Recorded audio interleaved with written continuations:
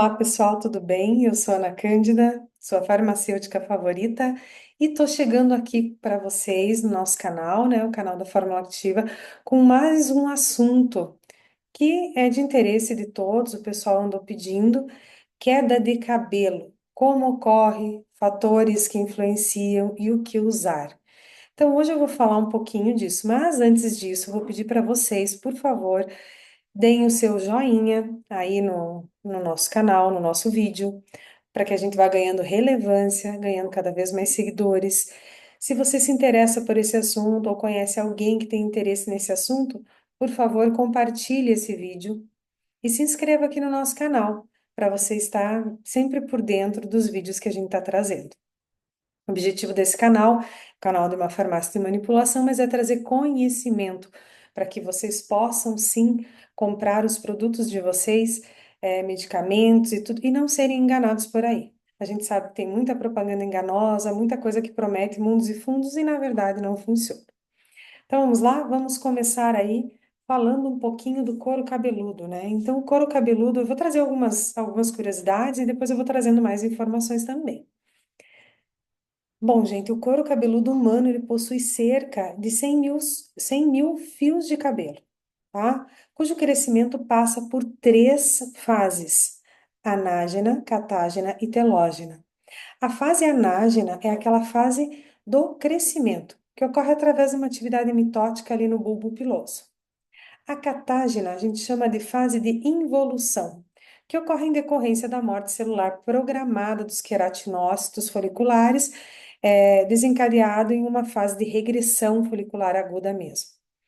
E por fim, a fase telógena, onde é a fase do quê? Da micronização do bulbo capilar ou do encerramento de toda a atividade do folículo piloso, tá? Acarretando, evidentemente, num repouso de toda essa estrutura. Então, esse ciclo, ele vai durar mais ou menos em torno de 1.000 dias. Bom, depois dessas informações, vou continuar aqui explicando para vocês que cerca de 90% dos nossos cabelos estão na fase de crescimento. E depois de um curto período de repouso, né, que é a fase em que para de crescer, essa fase de repouso, o fio ele cai. E no seu lugar, um novo fio entra na fase de crescimento. Por isso, uma pessoa pode perder, em média, aí, uns 100 fios de cabelo por dia, sem o risco de desenvolver calvície, por causa do processo de renovação contínua, tá? Então, o nosso cabelo, ele tem, sim, um processo de renovação contínua. Mas a queda em maior quantidade ou localizada, né, em determinado ponto do couro cabeludo, ou queda em tufos, são sinais que devem acender um alerta para a gente na nossa cabeça de que algo não está bem, e aí a gente sugere que o paciente vá procurar um especialista, tá? Para ser consultado.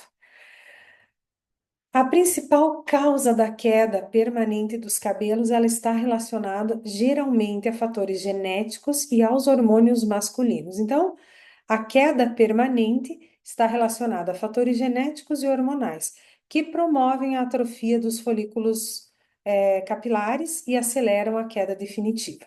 Mas ainda ela pode ter outras causas, como o excesso de oleosidade, que vai provocar dermatite seborreica, traumas na região capilar, cirúrgicos também, alguma cirurgia, alguma coisa assim, né, que cause traumas ali naquela região, hábitos compulsivos de arrancar os próprios fios em determinada área, então pessoas que às vezes têm algum distúrbio psicológico, né, que tem essa mania de ficar arrancando, o estresse, fatores nutricionais como a deficiência de minerais e vitaminas, a perda de peso, a aplicação exagerada de produtos químicos e ainda os distúrbios da tireoide.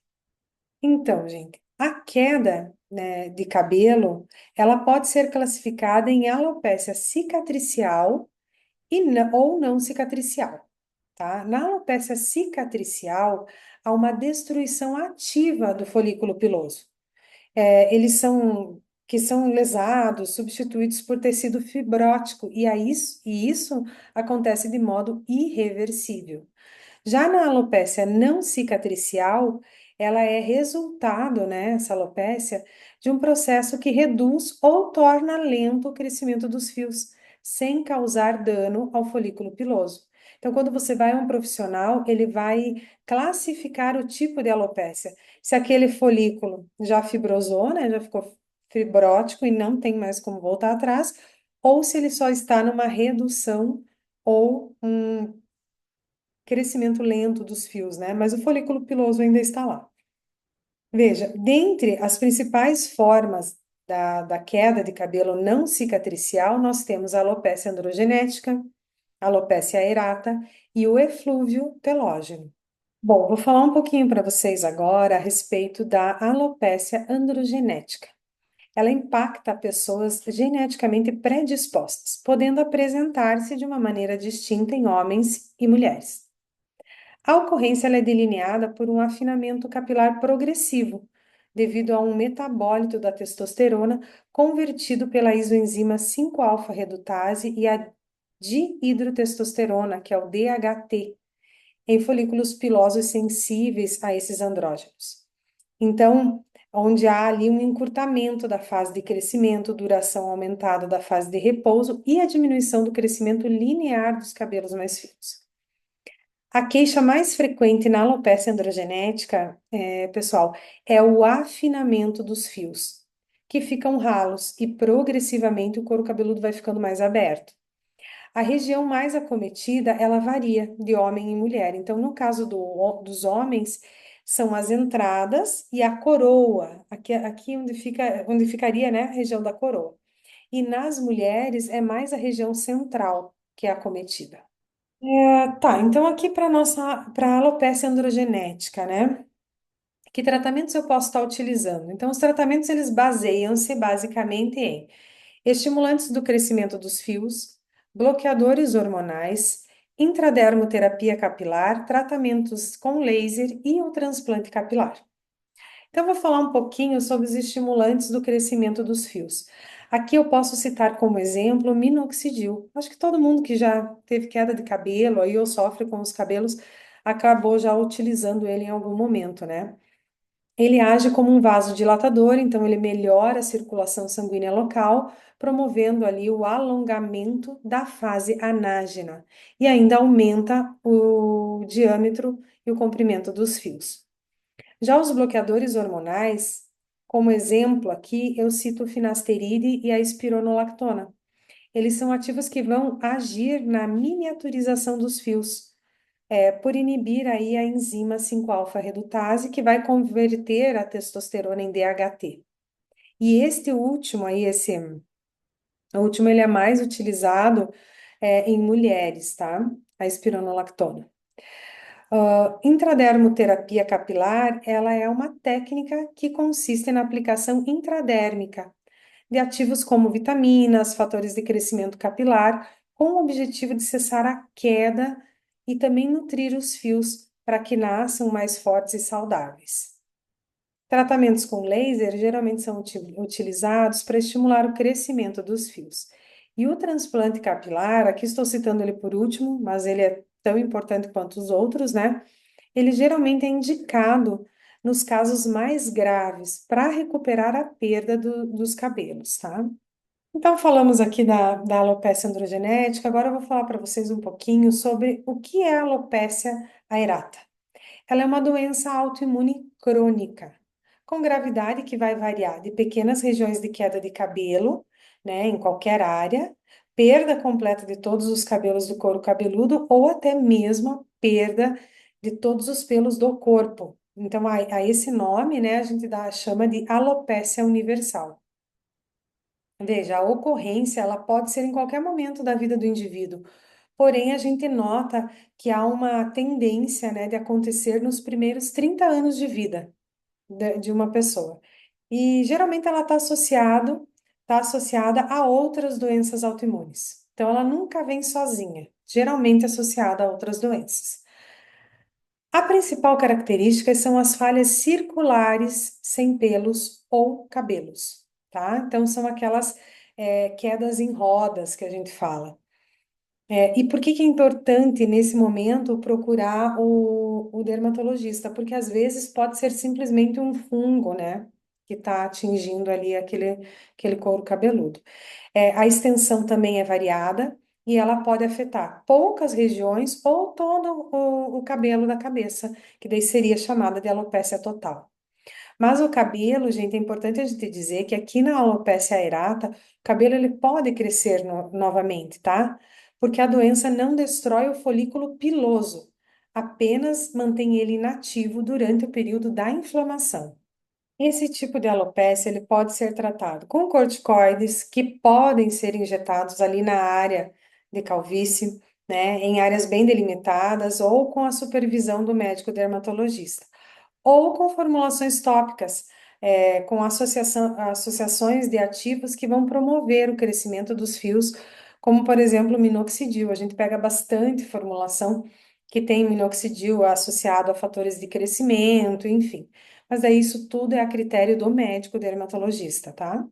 E finalizando aqui, né, o nosso elucidação, já falamos da alopecia androgenética, a erata, agora eu vou falar um pouquinho do eflúvio telógeno, que é uma condição que se caracteriza pelo aumento da fase de queda diária dos fios. Então, a gente viu lá que cai em torno de 100 fios por dia. No eflúvio telógeno, é em torno de 200 a 300 fios a queda, né, ao dia, a depender do paciente e da causa. Os chamados gatilhos. Então, o eflúvio telógeno, ele ocorre através de gatilhos, que vão fazer com que haja um aumento aí na queda diária dos fios. Então, no eflúvio telógeno agudo, a causa está associada a algum evento que aconteceu aproximadamente 3 meses antes do início da queda, já que este é o período de preparo para a queda, né, para a queda e os fios se desprenderem ao final desse ciclo. Então, esses eventos ou gatilhos, eles convertem um percentual maior de fios para a fase de queda em torno ali, como eu falei, já de 200 a 300 fios ao dia, dependendo do paciente e da causa do eflúvio. Que eventos, então, Ana, que podem causar, que podem estar associados a essa queda, né? Pós-parto, febre, infecção aguda, sinusite, pneumonia, uma gripe muito forte, dietas muito restritivas, doenças metabólicas ou mesmo infecciosas, cirurgias, especialmente a cirurgia bariátrica por conta da perda de sangue e do estresse metabólico que ela causa, além do estresse mesmo normal, né? E ainda, o uso de alguns medicamentos, eles podem desencadear o evento, né, do eflúvio telógeno. Então, antes eu falei do eflúvio telógeno agudo, agora eu vou falar um pouquinho do crônico. O crônico, ele tem ciclos, né, de aumento dos fios na fase de queda, de forma cíclica, uma vez ou duas por ano ou a cada 2 anos, dependendo do paciente. No decorrer do tempo, o paciente fica com o cabelo mais volumoso na base e menos volumoso no comprimento.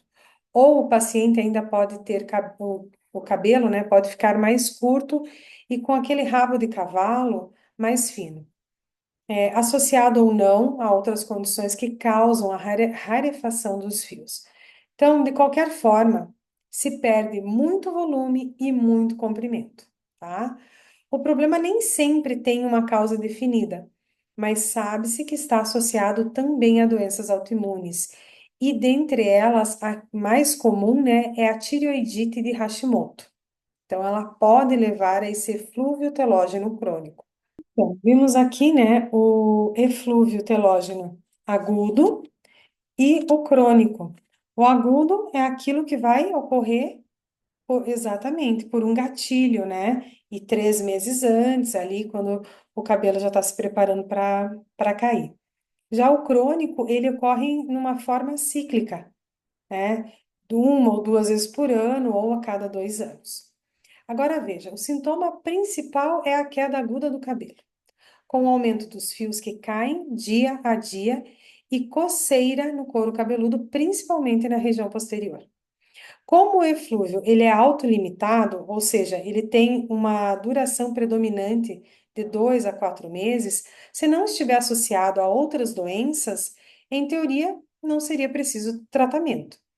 Mas se o paciente tiver uma condição associada, como a alopecia androgenética, por exemplo, ele pode sim fazer uso de estimulantes de crescimento capilar para auxiliar esse processo de recuperação. Ou ainda, se a causa estiver associada a questões alimentares, seja por deficiência de ferro ou vitaminas, suplementações orais daí vão se fazer necessárias. Gente, hoje é isso, né, que eu queria falar um pouquinho sobre aqui a queda de cabelo. Eu espero que para quem pediu o assunto tenha ficado legal, tenha entendido, tá bom? Peço novamente para vocês, por favor, deem o seu joinha para a gente ir ganhando relevância, nosso canal ir ganhando relevância. Se inscrevam no nosso canal, sigam a farmácia lá no Instagram, é Formulactiva, ACTIVA, manipulação, né? Manipulacal, CAO, sem tio e sem cedilha, tá bom? E deixem aqui aqui no chat, né? Mais assuntos que a gente sempre vai estar trazendo curiosidades e coisas importantes para auxiliar vocês no dia a dia para não ficar aí coletando informações de qualquer lugar. A gente sempre, quando faz uma pesquisa, né, tem uma bibliografia. Então, ó, vou mostrar para vocês aqui as nossas aulinhas. Elas são todas preparadas, essas microaulas, todas têm bibliografia. Quero mostrar aqui para vocês. Todas têm. Deixa eu pegar outra página. Todas elas vêm com bibliografia, né? A gente tem todas as bibliografias aqui, sempre procurando, né, de maneira correta passar os assuntos para vocês. Muito obrigada e eu aguardo vocês nos nossos vídeos. Se inscrevam aqui no nosso canal